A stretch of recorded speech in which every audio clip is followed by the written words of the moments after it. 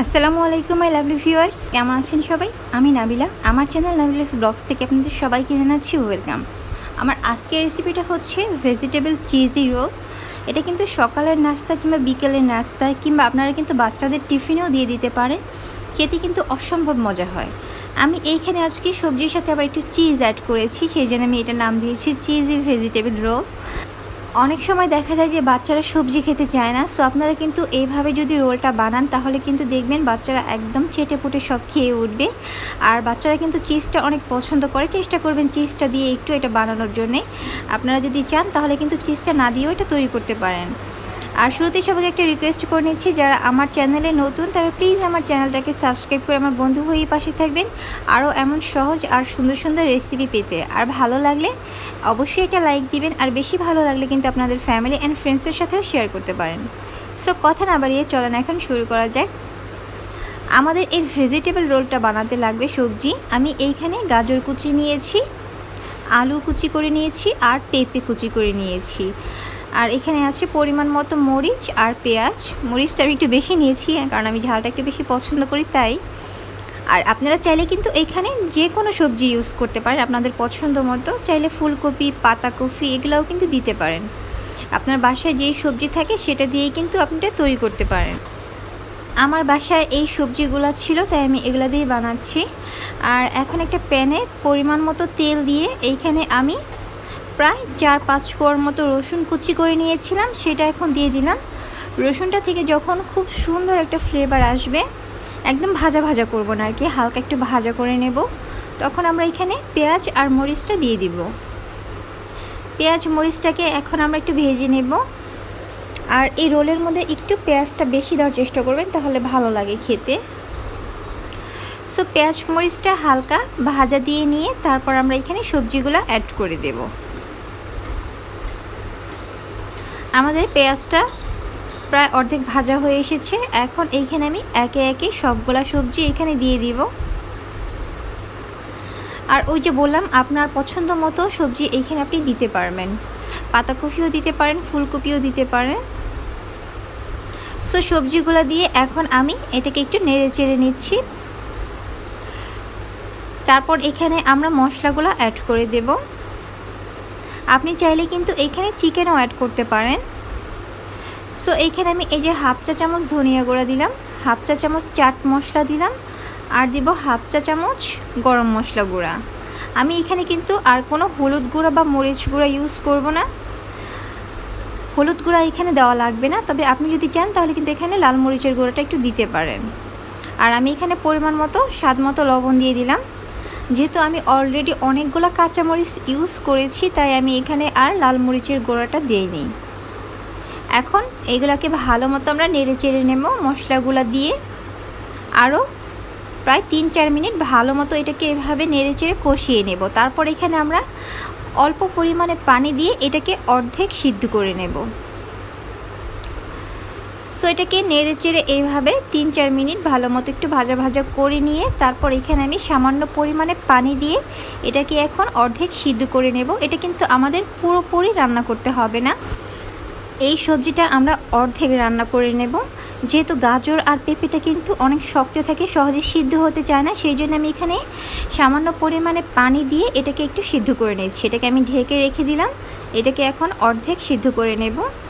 আর ঢাকনাটা দিয়ে ঢেকে আবার একবার রেখে দিবেন না, মাঝে মধ্যে একটু নেড়ে চেড়ে দিবেন। আর সবজিটা কিন্তু আমার প্রায় 6-7 মিনিটের মধ্যেই হয়ে এসেছে। এই যে সবজিটাকে কিন্তু এখনও অর্ধেক কাঁচা আছে। এটা যদি একবারে আপনি পুরোটুকু যদি আপনি একদম ভাজা ভাজা করে ফেলেন তাহলে কিন্তু এটা যখন আপনি রোল করবেন তখন কিন্তু এটা খেতে ভালো লাগবে না, একটা ভর্তা ভর্তা টাইপের লাগবে। সো অবশ্যই সবজিটাকে কিন্তু অর্ধেক পাকাতে হবে আর কি। আর এইদিকে সবজিটা হয়ে যাওয়ার পর এখানে আমি একটা গ্লু বানিয়ে নিচ্ছি, একটু আটা আর একটু পানি দিয়ে এই যেরকম একটা আঠালো টাইপের একটা আঠার মতো তৈরি করে নিচ্ছি। এটা কিন্তু আমাদের লাগবে যখন আমরা রোলগুলা বানাবো। আর অন্যদিকে আরেকটা পাত্রে আমি 1/4 কাপের মতো আটা আর 1/4 কাপ পানি দিয়ে একটা পাতলা একটা ব্যাটার তৈরি করে নেব। এটা আসলে যখন আমরা রোলগুলোকে ভাজবো, ভাজার আগে এটার মধ্যে চুবিয়ে নিয়ে তারপর ভাজবো, সেই জন্য এটা বানাতে হবে। তাহলে হবে কি, এইটার মধ্যে যদি আপনি ডুবিয়ে তারপর তেলের মধ্যে দিয়ে ভাজেন রোলটা অনেক ক্রিস্পি হবে। সো আমি সমপরিমাণ আটা আর সমপরিমাণ পানি দিয়ে পাতলা একটা ব্যাটার করে নিচ্ছি। এই যে এরকম পাতলা একটা ব্যাটার করে নেবেন। এখন আমাদের রোলগুলা বানানোর পালা। এইখানে আমি একটা শীট নিয়ে নিয়েছি। আপনারা চাইলে কিন্তু এটা কিন্তু নিজে বাসায় ঘরে বানিয়েও কিন্তু বানাতে পারেন, বাট আমি আসলে শীটটা ইউজ করছি। শীটটা আসলে ইউজ করলে হয় কি, ঝামেলা কম হয়, আপনি ঝটপট কম সময় তৈরি করে ফেলতে পারবেন।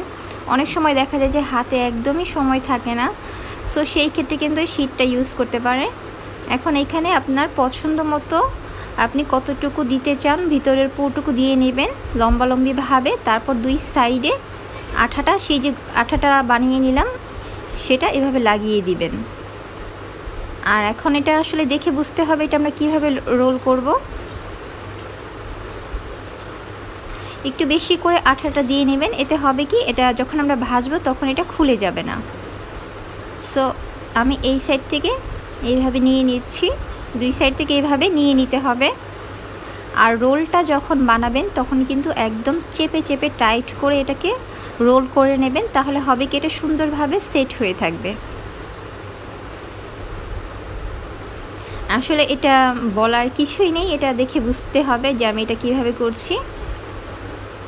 আর এটা কিন্তু অনেকভাবেই করা যায়, বাট সবথেকে সহজ যে পদ্ধতি এটা কিন্তু এইভাবে, এটা খুব সহজেই তৈরি করা যায়। একটা আমি এই যে চিজ ছাড়া বানালাম, যারা চিজটা দিতে চান না এইভাবে বানিয়ে নেবেন। আরেকটা আমি চিজ দিয়ে দেখাচ্ছি। সো একইভাবে আমি এইখানে ভিতরের পুরটা নিয়েছি, আর ওপরে আপনারা যতটুকু চিজ খেতে পছন্দ করেন ততটুকু দিয়ে নেবেন। আমি আবার একটু বেশি চিজ খেতে পছন্দ করি, সেই জন্য আমি এখানে একটু বেশি করে চিজ দিয়ে নিলাম। তারপর সেই যে ময়দা আর পানি দিয়ে একটা আঠালো টাইপের তৈরি করে নিয়েছিলাম, সেইটা এভাবে চারদিক দিয়ে একটু লাগিয়ে দিচ্ছি। এখন এটাকে আমরা আবার সেই আগের মতোই রোল করে নেব। আর অবশ্যই কিন্তু এটা একটু টাইট ফিট করে একটু চেপে চেপে রোল করবেন, তাহলে এটা সুন্দরভাবে সেট হয়ে থাকবে। যখন ভাজবেন তখন এটা কিন্তু খুলে যাবার কোনো চান্স থাকবে না।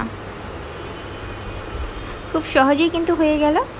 আর বাচ্চারা কিন্তু চিজ খেতে পছন্দ করে, বেশিরভাগ বাচ্চারাই। চেষ্টা করবেন চিজটা দিয়ে বানাতে, খেতে আরও বেশি মজা লাগে। আমার বেবির আসলে ওরা চিজটা অনেক পছন্দ করে, সেজন্য ওদের জন্য আমি চিজটা দিয়ে বানাই। খুব সহজেই কিন্তু দেখলেন হয়ে গেল।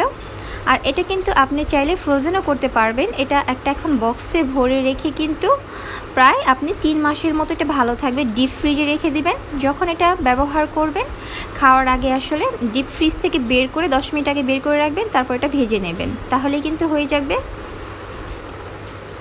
কেউ যদি এটা সংরক্ষণ করতে চান আর কি। সো এখন আমরা এগুলো একটা একটা করে নিয়ে সেই যে ময়দার মিশ্রণটা গুলিয়ে রেখেছিলাম সেটার মধ্যে এইভাবে সুন্দর করে ডুবিয়ে নিলাম। এখন আমরা এটাকে ভেজে নেব। এটাকে এক্সট্রা যে ময়দাগুলো ভালো মতো ঝরিয়ে নেবেন।